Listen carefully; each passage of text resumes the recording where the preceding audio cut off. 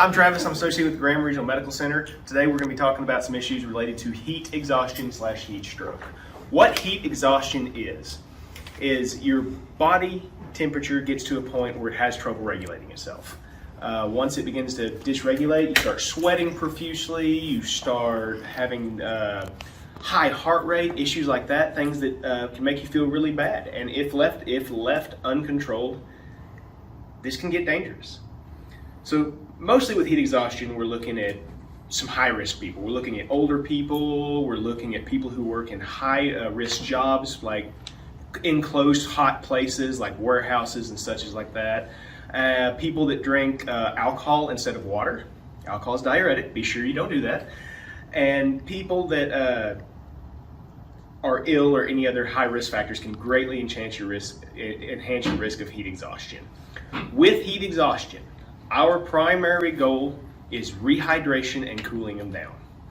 Rehydration includes water, but with heat exhaustion, you are not only losing water, you are losing sodium salt. So whenever you suspect that you might be getting into some heat exhaustion, find you a cool place. If you work in a warehouse, find a place that has a breeze. Like I said, the key is to cool down and rehydrate. I generally tell people when you're rehydrating, you're looking at a electrolyte and water. So do one-on-one. Do water, then do a Gatorade, or water and then a Propel, water and then a Powerade. Just something that you're replacing sodium, not water. Because a lot of times, because you're sweating so bad, you're just dumping all that salt out. So you can even rehydrate and still feel just as bad and be in just as much danger, even though you're drinking water.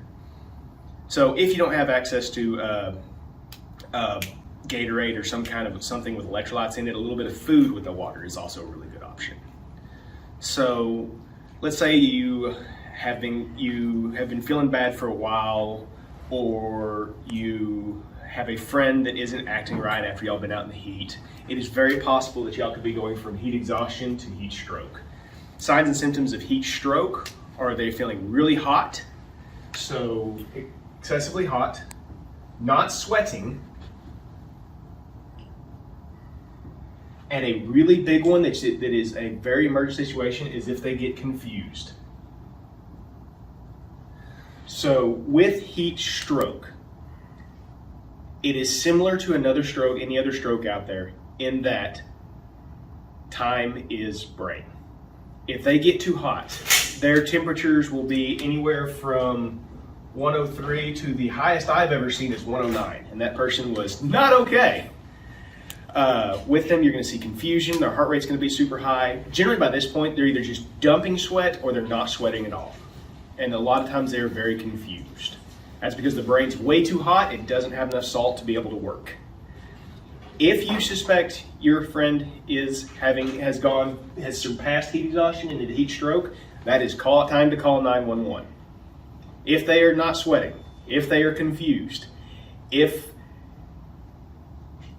go with your gut. If you're looking at them and going, something is right, not right, don't be afraid to call 911 here. We're here 24 hours and we're always open. So with this, we're also, you call 911, but we're also looking to cool down that patient. The cooling measures, you can think about it. If you're at a party, y'all all been drinking beer, you've got a cooler. It makes sense. Take some of that ice, put it on the patient. We are trying to cool them down acutely. Get a blanket, get it wet, put it on the patient. So for treatment, step one is to call 911 for the heat stroke. But while you're waiting on them, cool them down. So we're looking at cool blankets, ice, air conditioning, anything that we can do to get that temperature down is what we're going to be doing. If they can drink water or Gatorade or anything like that, we're a fan of that. Not beer. Beer does not help with heat exhaustion or heat stroke. It makes it much worse. If they're not responsive, is it okay to put salt packets in their mouth? Negatory, Captain. If they are confused, if they are having a hard time holding their head up, We ask that you do not drown your friends with water or salt packets. It's generally not a good idea to fill the lungs full of water trying to wake them up. We have IVs with our medical service. They will start an IV. We will get water in a good way that does not involve, the partial drowning. So, with this, I cannot stress how important it is to just be willing to help your friends. I would much rather we be willing to call 911, ambulance get there and go, okay, no, we're cool, than you to risk potential injury to your friends and family by not wanting to do it. You're not going to get in trouble for your friend going into heat exhaustion, but you have the great opportunity to help them if they are having a crisis. If it's just heat exhaustion, like I said, EMS could show up, throw a cool blanket on them, give them a cup of water, and everybody goes on their way.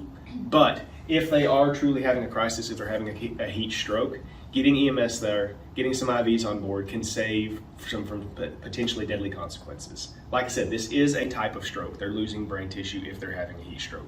But two, there's something called rhabdo. Rhabdo is whenever your body starts shutting down, you're losing some muscles, and if left uncontrolled, it can really hurt their kidneys. Acute kidney injury is one of the number one side effects of heat exhaustion, heat stroke. Your body the muscles start breaking down, your kidneys get clogged up, and the fluid just starts doing wacky things. We want to try to avoid that, and if we can get some fluid on board really quick, we can avoid that as a side effect. So, be alert, be aware, cool hot people down, go from there. We're always here.